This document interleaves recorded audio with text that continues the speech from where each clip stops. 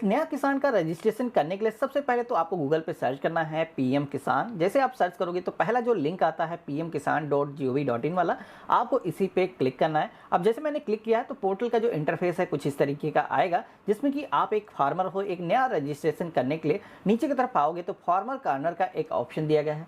यहाँ पर आपको एक न्यू रजिस्ट्रेशन की टैब देखने को मिलेगी, तो हमें सबसे पहले तो इसी ऑप्शन पे क्लिक कर लेना है। अब जैसे हमने क्लिक किया है तो हमसे पूछा जाता है कि हम रूरल फार्मर हैं या फिर अर्बन क्षेत्र के फार्मर हैं। तो अगर आप ग्रामीण क्षेत्र से हैं तो पहला जो ऑप्शन है इसे ही सेलेक्ट करना है। इसके बाद में अपना जो आधार नंबर है वो यहाँ पर फिल करेंगे। आधार कार्ड से जो भी मोबाइल नंबर रजिस्टर्ड है वो मोबाइल नंबर यहाँ पर हमें फिल कर लेना है। इसके बाद में यहाँ पर जो स्टेट का ऑप्शन है इस पर क्लिक करोगे तो सारी ही स्टेट की लिस्ट आ जाती है। यहाँ पर आप जिस भी स्टेट से हैं अपनी स्टेट का नाम आपको चूज कर लेना है और ये जो कैप्चा कोड दिखाया गया है इस कैप्चा कोड को सेम इस बॉक्स में हमें फिल कर लेना है। अगर ये कैपिटल में है तो कैपिटल में, नहीं तो स्मॉल में है तो स्मॉल में ही आपको फिल करना है। इसके बाद में गेट ओटीपी के ऑप्शन पे क्लिक करना है।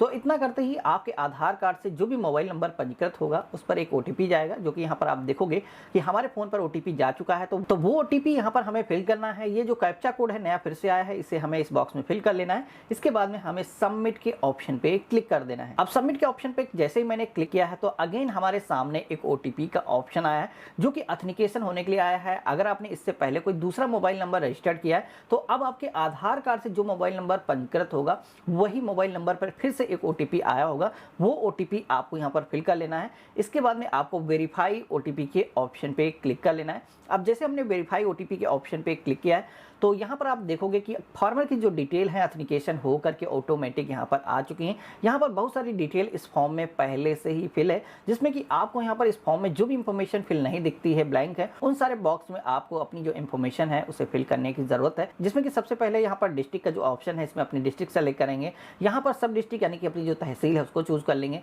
ब्लॉक का जो भी नेम है यहाँ पर आपको अपना ब्लॉक सेलेक्ट कर लेना है। इसके बाद में विलेज की जो लिस्ट है वो आ जाती है। इस लिस्ट में से अपने गाँव का जो नाम है हमें चूज कर लेना है। इसके बाद में फार्मर पर्सनल डिटेल के सेक्शन में आना है। यहाँ पर नेम पहले से ही फिल है। आपको कैटेगरी के सेक्शन में आना है। आपको यहाँ पर कास्ट सेलेक्ट करनी है, SC ST जिस भी कास्ट से आता है। अगर जनरल से है तो जनरल का भी ऑप्शन दिया गया है। इसके बाद में फार्मर टाइप के सेक्शन में आना है। यहाँ पर ये जो स्मॉल वाला ऑप्शन है 1-2 हेक्टेयर वाला, ये जो ऑप्शन है इसे ही आपको चूज करना है। इसके बाद में आप सभी लोग इस फॉर्म में नीचे की तरफ देखोगे तो मोस्टली जो इन्फॉर्मेशन है एड्रेस वगैरह वो ऑटोमेटिक ऑथेंटिकेशन होकर के आ चुकी है। अब इस फॉर्म में नीचे की तरफ आओगे तो यहाँ पर लैंड रजिस्ट्रेशन आईडी वाला जो सेक्शन है वो ब्लैंक है।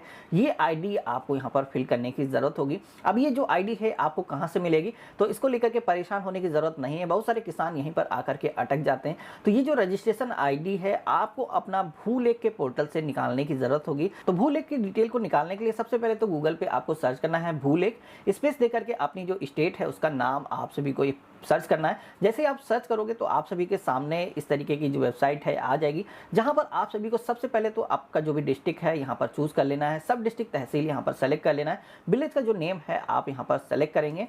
अब इतना करते ही आप सभी से यहाँ पर भूलेख की जो रिकॉर्ड है डिटेल निकालने का जो ऑप्शन है वो आ जाता है, जिसमें कि यहाँ पर आप ये जो डिटेल है खसरा या फिर गाटा संख्या या फिर खाता संख्या या फिर खातेदार के नाम के माध्यम से निकाल सकते हैं। तो अगर आपके पास में पहले से कोई भी खतौनी मौजूद है तो उस पर जो गाटा संख्या मौजूद है, जो खाता संख्या है, वो आप फिल करके यहाँ पर डिटेल को फेच कर सकते हो। अब जैसे हमने यहाँ पर खसरा वाला जो ऑप्शन है उसको चूज किया है और इसके बाद में यहाँ पर हमारा जो खसरा नंबर है हमने फिल किया है और खोजने के ऑप्शन पे जैसे हमने क्लिक किया है तो आप यहाँ पर देखोगे कि लैंड रजिस्ट्रेशन जो आईडी है वो यहाँ पर शो हो चुकी है। अब हमें यहाँ पर ये जो लैंड रजिस्ट्रेशन आईडी दिखाई गई यही आईडी हमें अपने फॉर्म में जाकर के फिल करना है। इसके बाद में राशन कार्ड नंबर के सेक्शन में आना है। यहाँ पर किसान का जो राशन कार्ड नंबर है वो यहाँ पर फिल कर देना है।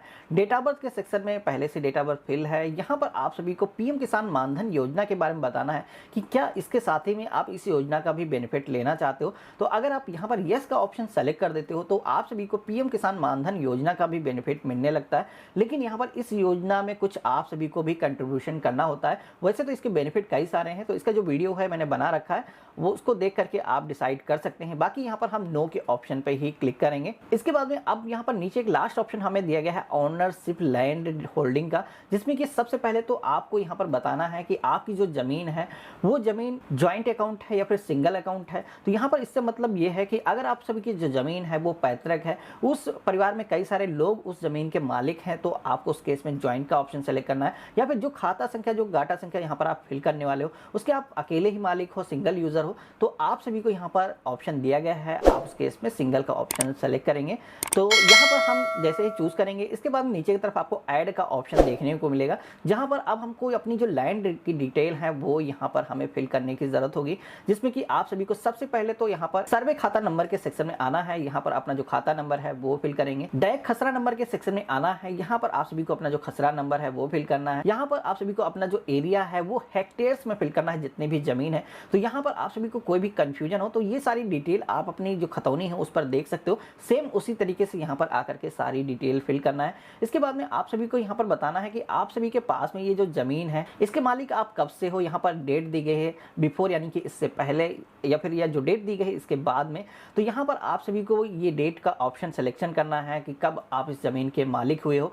इसके बाद में आपको यहाँ पर लैंड ट्रांसफर डिटेल के सेक्शन में आना है। यहाँ पर बताना है कि ये जो जमीन है आप सभी के नाम से कैसे आई है, जिसमें कि हो सकता है आपके पेरेंट की डेथ हुई हो, उसके बाद में आप सभी के नेम से वो जमीन ट्रांसफर हुई हो, या फिर आपने जमीन को परचेस किया है। इसके अलावा कई सारे अभी और भी ऑप्शन दिए गए हैं, तो जो भी आप पे इम्प्लीमेंटेड है वो ऑप्शन यहाँ पर आपको सेलेक्ट कर लेना है। इसके बाद में आप सभी को लैंड वेस्टिंग डेट के सेक्शन में आना है। यहाँ पर जिस भी डेट को आपके नाम से वो जमीन आई है वो डेट यहाँ पर आपको सेलेक्ट कर देना है। इसके बाद नीचे की तरफ आओगे तो प्रीवियस जो ऑनर था उस जमीन का, उसकी भी डिटेल यहाँ पर मांगी जाती है। तो यहाँ पर जिस जमीन के अब आप मालिक हुए हो उस डेट से पहले उस जमीन का कौन मालिक था, उसका जो आधार नंबर है वो यहाँ पर फिल करना है। तो अगर आपके पेरेंट ही ऑनर थे तो आपको अपने पिता का जो आधार नंबर है वो फिल कर देना। किसी से जमीन खरीदी है तो उसका जो आधार नंबर है वो यहाँ पर फिल करना है। ये इसलिए मांगा जाता है कि अगर उसको पीएम किसान सम्मान निधि योजना का पहले से बेनिफिट मिल रहा है तो उसका जो बेनिफिट है वो बंद किया जाए, उसके बाद में आपको जो बेनिफिट है वो दिए जा सके। तो यहाँ पर वो डिटेल फिल कर लेना। इसके बाद में पट्टा नंबर या फिर आरएफए नंबर वाले सेक्शन में यहाँ पर नो का जो ऑप्शन है इसे ही आपको सेलेक्ट रहने देना है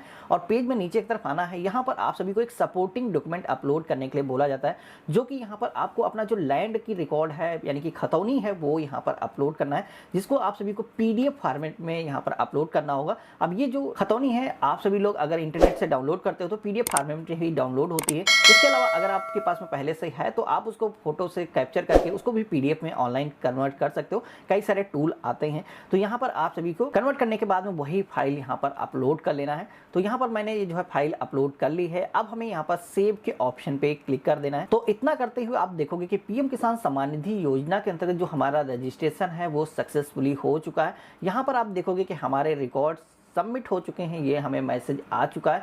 अब फार्मर आईडी भी हमारे सामने जनरेट होकर के आ चुकी है। तो आपको क्या करना है, ये जो रजिस्ट्रेशन होकर के फार्मर आईडी आई है सबसे पहले तो आपको अपने पास में नोट करके रख लेना है। अब यहाँ पर गवर्नमेंट की तरफ से पीएम किसान सम्मान निधि योजना के अंतर्गत जो आपको बेनिफिट दिए जाने हैं उसके लिए आप सभी की जो एप्लीकेशन है एक बार इसको इंटरनली रिव्यू किया जाएगा।